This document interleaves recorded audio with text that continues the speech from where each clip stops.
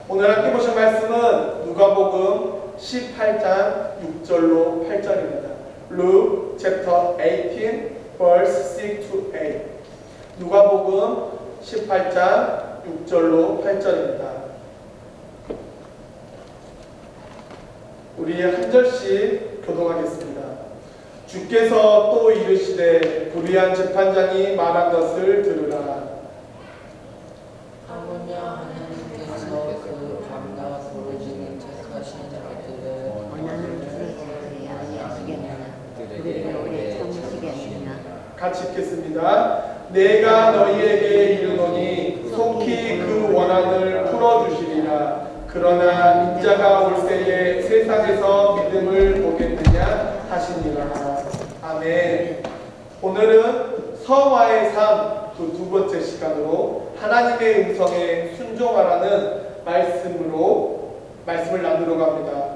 우리가 지난 시간에 성경 읽기에 대해서 살펴보았습니다.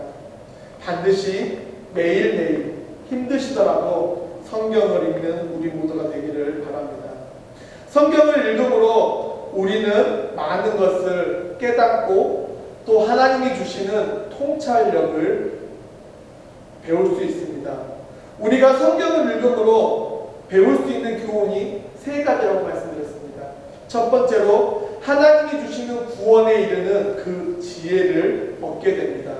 또한 두 번째로 하나님의 교훈을 통해 우리가 가야 하는 길, 즉 예수님께서 가신 그 길이 어떤 길인지 깨닫게 됩니다. 셋째로 성경을 읽음을 통해 나는 죄인입니다. 나는 죄인이기 때문에 예수님밖에는 나를 구원하실 분이 없습니다 라는 것을 깨닫게 되고, 또 우리가 세상을 살아가며 어떤 것이 옳고 어떤 것이 그른지, 어떤 것이 참이고 어떤 것이 거짓인지를 분별할 수 있는 지혜를 얻고 세상에 승리할 수 있습니다. 여러분, 성경 읽기 하루에 10분이면 됩니다. 꼭 성경을 읽기를 시작하시기 바랍니다. 그리고 성경 읽기를 통해 말씀에 순종하는 우리 모두가 되기를 축원합니다. 오늘은 누가복음 18장에 나타난 특별한 사건, 어느 도시에 재판일을 하는 재판장에 관한 사건입니다. 누가복음 18장 2절에 재판장의 특징을 기록합니다. 이르시되 어떤 도시에 하나님을 두려워하지 않고 사람을 두려워하는 한 재판장이 있는데,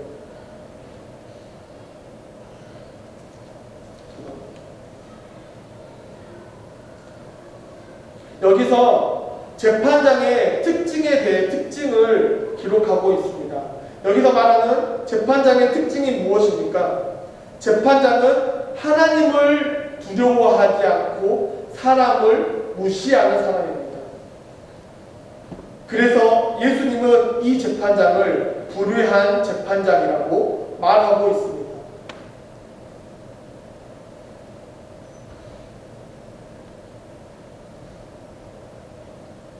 그리고 또 한 명의 인물이 기록되어 있는데 그것은 원한을 가진 과부입니다. 당시에 지금이나 과부는 사회적 약자입니다. 그리고 성경에서 기록한 약자는 나그네, 고아, 과부입니다. 이들은 우리가 보호하고 돌보아야 할 필요 대상입니다. 그런 과부 앞에 별칭이 붙어있는데 무엇이라 붙어있냐면 바로 원한을 가진 과부입니다.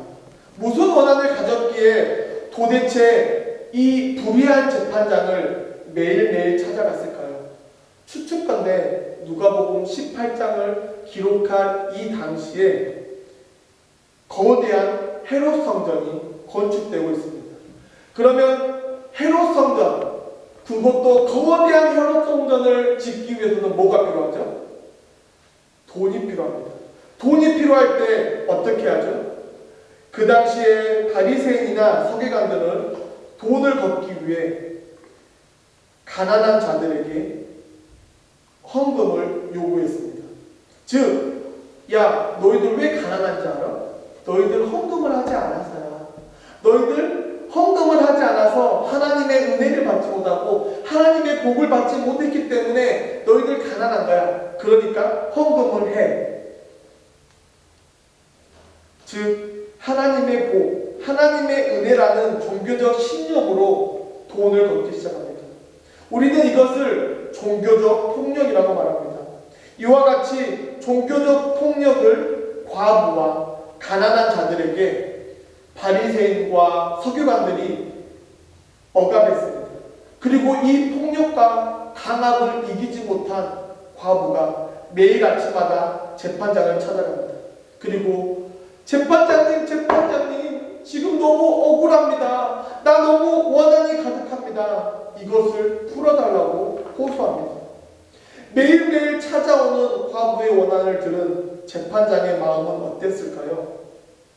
그 마음을 통해 하나님께서 우리에게 지금 무엇이라고 말씀하시는지 우리가 확인하기 원합니다.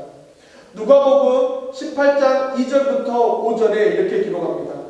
이르시되 어떤 도시에 하나님을 두려워하지 않고 사람을 무시하는 한 재판장이 있는데 그 도시에 한 과부가 있어 자주 그에게 가서 내 원수에 대한 나의 원한을 풀어주소서 하되 그가 얼마 동안 듣지 아니하다가 그 후에 속으로 생각하되 내가 하나님을 두려워하지 않고 사람을 무시하나 이 과부가 나를 번거롭게 하니 내가 그 원한을 풀어주리라.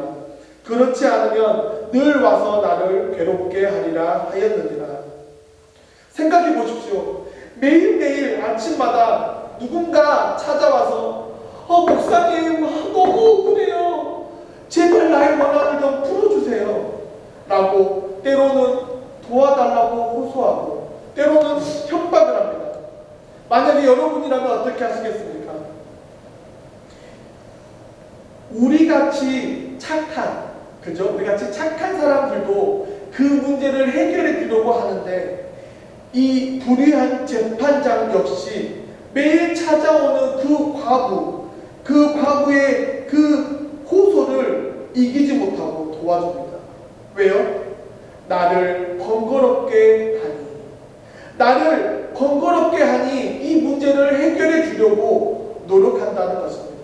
즉 이것은 우리가 드리는 기도와 연결됩니다. 그리고 무엇이라고 결론짓죠?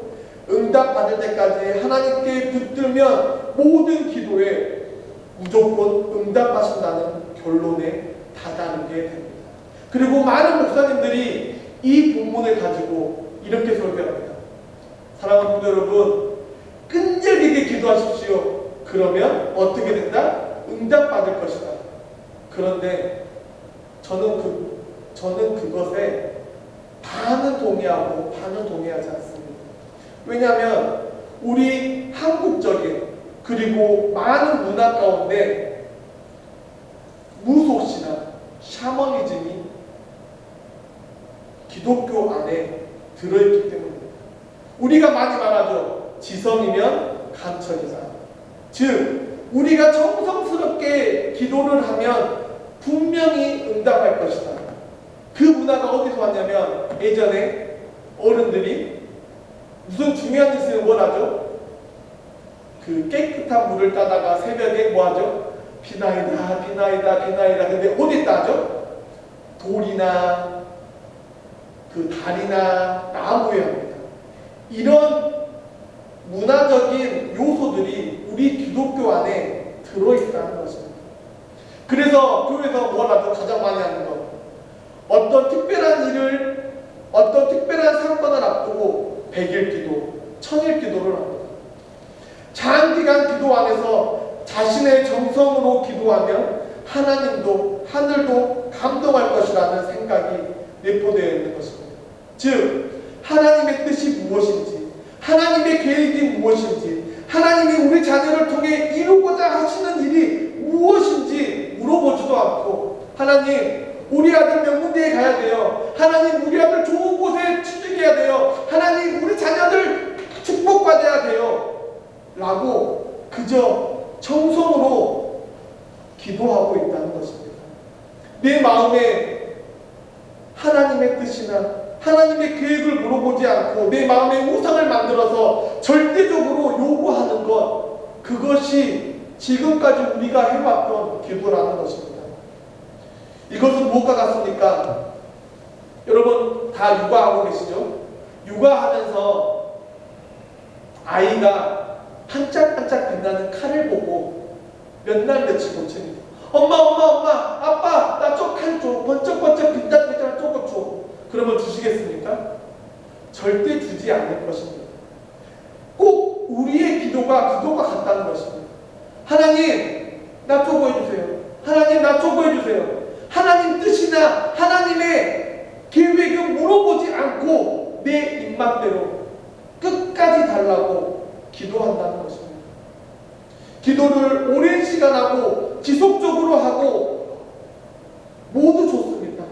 그런데 오늘 본문을 보면 과부가 재판장에게 보여준 지속성도 들어있지만 그 과부 앞에 붙어있는 수식어를 우리가 살펴보아야 한다는 것입니다.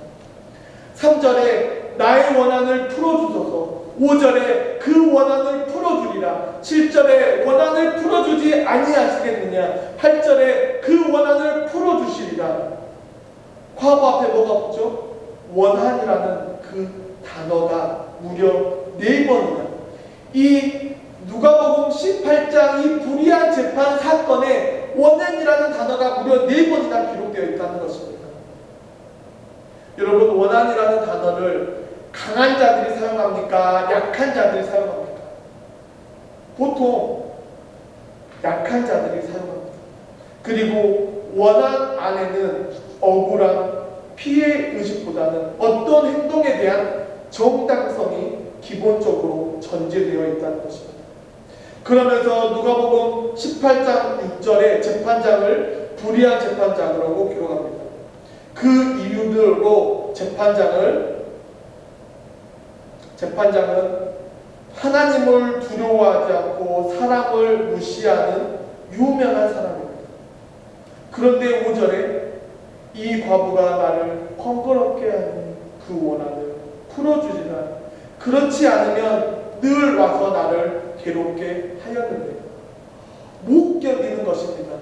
무엇 때문에요? 나를 번거롭게 하기 때문입니다. 이것은 무슨 말이냐? 즉 번거롭게 한다는 것은 이 눈 밑에 지방 있죠. 지방살, 눈 밑살 여기를 계속 친다는 것입니다. 즉 번거롭게 한다는 것은 내 눈 밑을 계속 쳐서 나를 피멍들게 한다는 것입니다.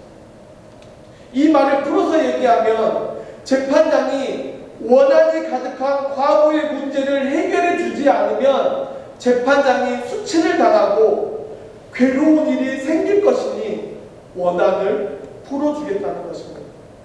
다시 말해 지금 과부가 갖고 있는 이 원한에는 정당성이 있다는 것입니다. 과부가 매일매일 찾아와서 원한을 풀어달라고 요구하지만 그 원한에 대한 정당성이 없다면 재판장은 아마도 군사를 동원해서 군대를 동원해서 그 과부에게 너 다시 오지 마, 너 다시 오면 너를 처벌할 거야 라고 했을 것입니다. 그런데 과부가 매일매일 찾아왔을 때에 그 과부에게는 정당성이 있었습니다. 그렇기 때문에 재판장은 어떤 무력도 할 수 없었고 협박도 할 수 없어서 끝내는 과부의 원한을 풀어주었던 것입니다. 그럼 여기서 질문 하나 하겠습니다. 여러분, 기도에 할 때에 지속성이 중요할까요? 정당성이 중요할까요? 극단적인 예로 앞에 제가 예를 들었던 것처럼 반짝반짝 빛나는 칼이 있습니다. 그런데 아이가 이 물건을 달라고 매일매일 조릅니다. 그럼 여러분 어떻게 하시겠습니까? 만약에 엄마가 아이를 사랑하지 않고 아이에게 대한 감정이 없는 로봇이었다면 그 칭얼거림에 그 괴롭힘에 주었을 것입니다. 그런데 엄마는 아이를 사랑합니다. 아이를 내 목숨보다 사랑하기 때문에 그 아이가 몇 날 며칠 침을 걸어도 그 반짝반짝 빛나는 칼을 줄까요, 안 줄까요? 주지 않는다는 것입니다. 이와 같이 지속성보다는 정당성이 더 중요하다는 것입니다. 왜 우리가 기도하는데, 왜 우리가 끝까지 기도하는데 왜 하나님은 우리 기도에 응답하지 않으실까요? 하나님과 우리의 관계가 이와 같다는 것입니다. 하나님은 우리를 사랑하십니다. 그리고 우리에게 모든 것을 내어주셨습니다. 어떻게 내어주셨죠?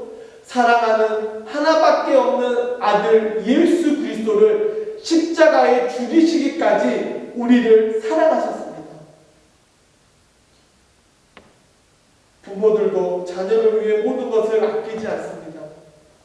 그래서 하나님은 우리를 관계로, 우리를 인격으로 대면하시기 원하십니다. 이것이 기도하는 우리에게 필요한 것입니다. 기도할 때에 지속성과 정당성이 필요합니다.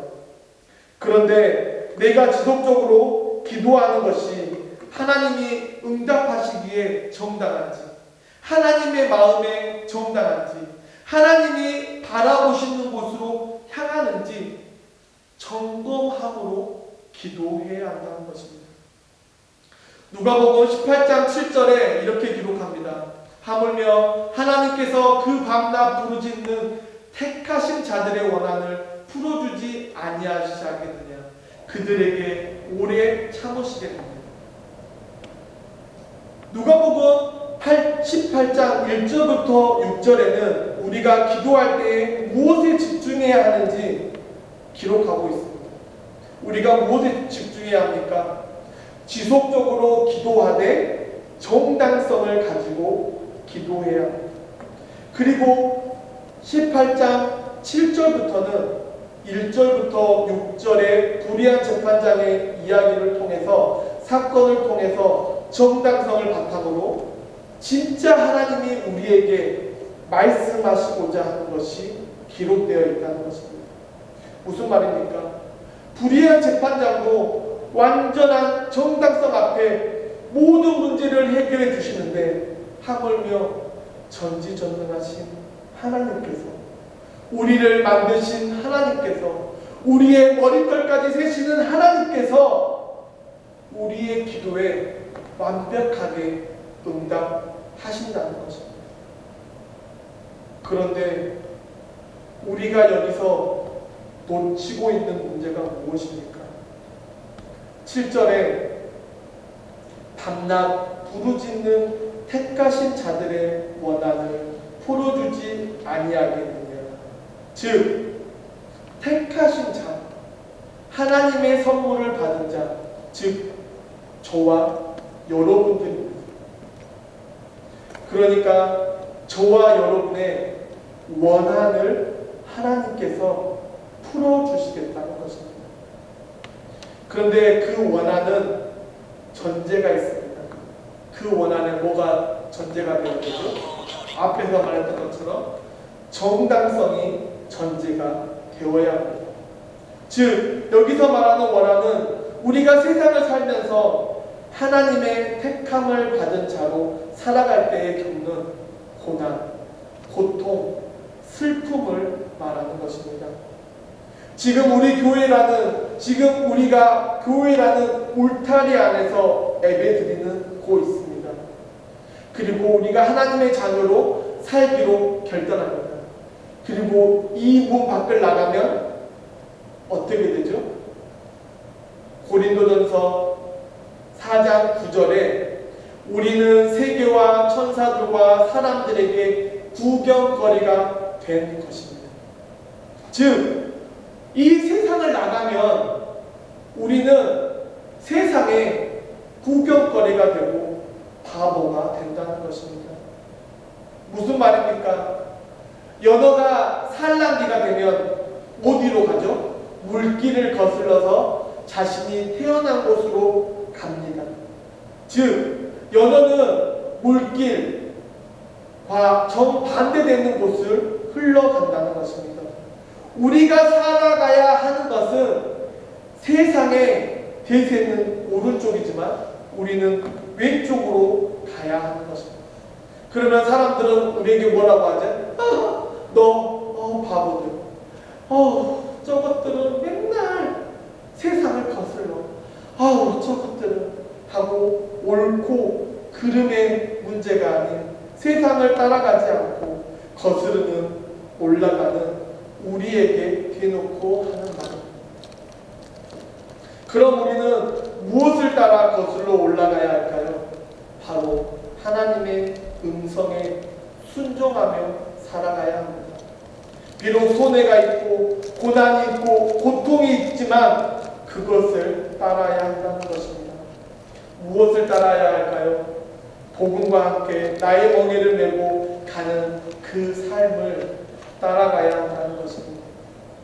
하나님의 자녀가 하나님의 말씀대로 열심히 공부했는데 떨어질 수 있습니다.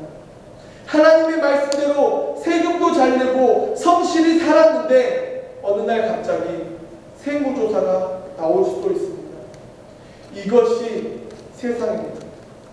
억울하고 미치고 환장하겠지만 이것이 세상이라는 것입니다. 하나님의 음성에 순종하려고 결단하고 이 문을 나서는 순간 세상은 그 결단하는 우리를 향해 손가락질합니다. 구경거리로 만들고 말입니다. 그런데 그 순간을 넘어가면 택한 자들의 원한이 쌓이는 것입니다. 그 쌓임을 통해 우리는 응답받을 수 있는 정당성을 채우는 것이고 나의 십자가를 지고 예수님을 따르는 삶을 사는 것입니다. 그러시기 바랍니다. 그리고 구경거리가 되어 수치를 당해도 그것을 감당하시기 바랍니다.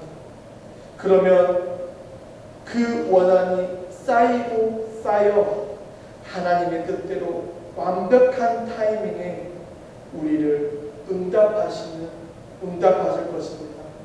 그런 우리가 되는 것입니다.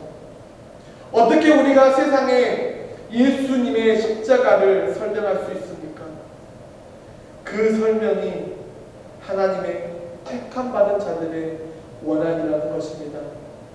그렇게 사는 것이 무엇입니까? 가게를 운영하면서 정직한 세금을 내시고 정직한 월급을 주면서 장사하는 것입니다. 직원들이 정해진 시간에 자신의 몫을 해내면서 정직히 받아가는 것입니다. 학생들은 정직하게 시험을 보고 정직하게 과제를 제출하는 것입니다. 그런데 요즘 학교에 이런 일들이 있다고 합니다. 컨닝을 하다 걸리면 X가 없고 걸리지 않으면 땡큐라는 공경언한 것입니다. 그런데 여러분, 컨닝은 범죄입니다. 여러분의 학점 관리를 위해 하는 컨닝은 도둑질입니다. 우리가 강의실에서 모든 사람들이 다 하니까 괜찮아. 이것은 사탄이 우리에게 마음에 주는 정당성입니다. 하지만 사랑하는 성도 여러분, 우리는 믿는 자들입니다. 우리는 세상과 달라야 하는 자들입니다. 그렇기 때문에 정직하시기 바랍니다. 제가 아이들을 양육할 때 가장 화를 내는 것이 있습니다. 그것은 거짓말하는 것입니다. 형제들끼리 저희 삼형제들 싸웁니다. 그리고 때로는 치고받고 싸웁니다. 그리고 때로는 누가 잘났다, 네가 잘났네, 내가 잘났네 합니다. 그때 저는 첫째 편을 들어줍니다. 그런데 만약에 거짓말하다 걸렸다? 그날은 우리 아이들은 죽는 날입니다. 여러분, 거짓말은 거짓말을 낳습니다. 그래서 우리는 세상과 달라야 합니다. 그 다름을 통해 우리에게 손해가 쌓이는 것입니다. 밤을 새워 열심히 했는데 컨닝하는 친구들보다 점수가 덜 나올 수 있습니다. 이 결과를 통해 우리의 원한이 쌓이고 쌓이는 것입니다. 그런 원한이 쌓인 우리에게 예수님이 무엇라고 말씀하십니까? 그들에게 오래 참으시겠느냐? 예수님이 그 원한을 풀기 위해서 직접 나서 철저히 조사하시겠다는 것입니다. 누가복음 18장 8절에 내가 너희에게 이르노니 속히 그 원한을 풀어주리라. 그러나 인자가 올 때에 세상에서 믿음을 보겠느냐 하시니라. 8절에 반전되는 연결구가 나옵니다. 그것은 그러나입니다. 그리고 여기서 인자가 올 때에, 인자는 누구를 가르칩니까? 바로 예수 그리스도를 가르칩니다. 그리고 여기서 올 때에는 예수님의 세컨드 커밍, 두 번째 재림을 가르치고 있습니다. 예수님이 십자가에 돌아가셔서 부활하신 후에 제자들에게 나타나시고 하늘로 올라가십니다. 그리고 무엇이라고 말씀하시냐? 내가 너희가 본 그대로 다시 오실 거라고 말씀하십니다. 그때에 무엇을 보기 원하십니까? 믿음을 가진 자들을 찾는다는 것입니다.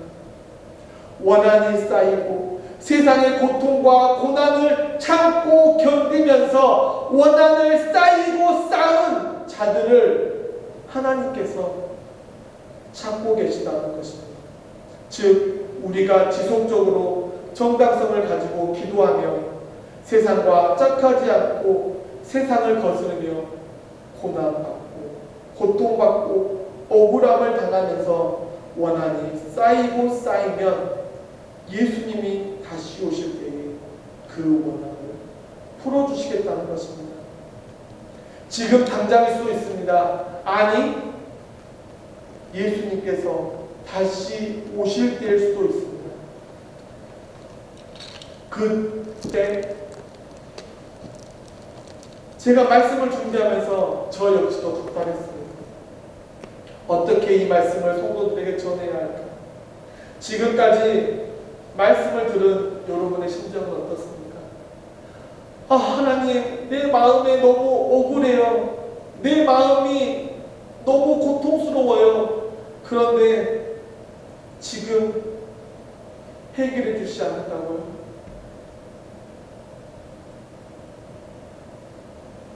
불의한 재판장 사건에 무엇이라 했죠? 비유라고 말했습니다. 예수께서 그들에게 항상 기도하고 낙심하지 말아야 할 것을 비유로 말씀하여 예수님이 이 사건을 통해 우리에게 애화로 주신 이 이유는 우리를 낙심하지 말라는 것에 초점이 있다는 것입니다.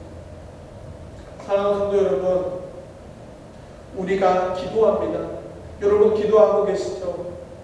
기도하는데 왜 실망하고 왜 낙심한지 아십니까?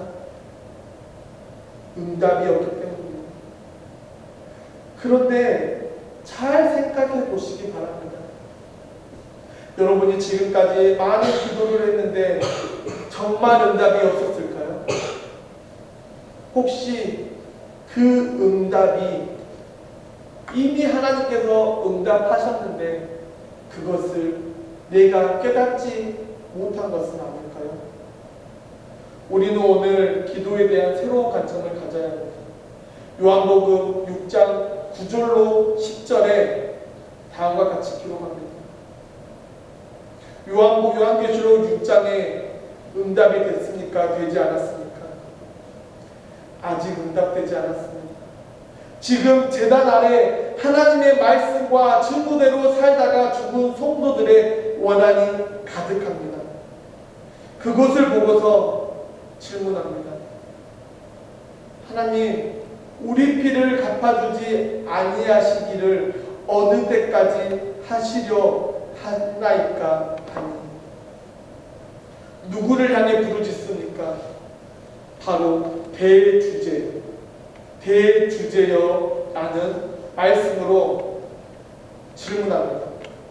그런데 이 당시는 로마 시대입니다. 누가 다스렸냐? 로마가 다스린 시대입니다. 그리고 여기서 말하는 대주제는 로마 황제를 가리킵니다. 이 당시는 세상의 중심은 로마이고 로마의 중심은 로마의 황제입니다. 그리고 이 로마의 황제 대주제는 심판과 통치와 영광 이 세 가지 권세를 가진 자들입니다. 그런데 이 대주제여라는 이 말을 요한이 인용하여 우리에게 말하고 있습니다. 고통받고 신음받고 죽어가면서 그 원한의 제단 아래 가득 모였다는 것입니다. 그런데 전지전능하신 하나님, 왜 아직도 이 로마의 압제에서, 왜 아직도 로마의 억압에서 우리를 풀어주지 않냐는 것입니다. 그런데 반전이 일어납니다. 로마서 8장 3절부터 5절에 이렇게 기록합니다. 또 다른 천사가 와서 제단 곁에 서서 금 향로를 가지고 많은 향을 받았으니 이는 모든 성도의 기도와 합하여 보좌 앞 금 제단에 드리고자 함이라. 향연의 성도의 기도와 함께 천사의 손으로부터 하나님 앞에 올라가는지라. 천사가 향로를 가지고 제단불을 담아 땅에 쏟음에 우레와 음성과 번개와 지진이 받아라. 사랑하는 성도 여러분, 여러분의 기도의 응답이 반드시 이루어질 것입니다. 여러분의 기도의 응답이 때로는 1시간 뒤에, 아니 때로는 10일 뒤에, 때로는 1년 뒤에, 아니 때로는 여러분이 죽은 후에 이루어질 것입니다. 왜냐하면 성도의 기도가 향로와 함께 하나님 앞에 올라갑니다. 그리고 그 기도가 쌓인 순간 제단의 불이 세상을 심판합니다. 우레와 음성과 번개와 지진으로 심판하기 시작합니다. 드디어 기도의 응답이 삶의 원한의 정당성이 이루어지는 것입니다. 사랑하는 미라클 성도 여러분, 우리는 이제 시작합니다. 결과는 하나님만이 아십니다. 하나님이 우리의 기도에 어떤 기적과 어떤 역사로 우리에게 이루실지 알지 못합니다. 하지만 여러분의 기도가 하나의 미랄이 되기를 간절히 축원합니다. 여러분이 흘리는 눈물의 기도, 밤샘 기도가 그 분량이 채워질 때에 응답되리라 믿습니다. 사랑하는 성도 여러분, 무슨 어려움이 있어 기도하고 계십니까? 여러분의 몸의 질병 때문입니까? 아니면 여러분의 미래 때문입니까? 아니면 여러분의 자녀들 때문입니까? 지속성을 가지고 정당성을 가지고 기도하시길 바랍니다. 그러면 확신합니다. 하나님께서 가장 좋은 때에 가장 좋은 방법으로 가장 아름답게 여러분의 삶에 역사하실 것입니다. 그 응답을 바라보며 그 역사를 바라보며 오늘도 기도의 눈물을, 기도의 씨앗을 기도의 무릎으로 나아가시고 그 응답으로 인하여 우리 미라클 공동체가 하루하루 서로서로 성장하며 한 걸음 한 걸음 나아갈 수 있기를 간절히 축원합니다. 축원합니다.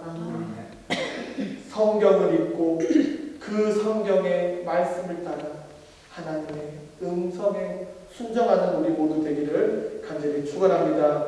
기도하겠습니다. 사랑의 하나님,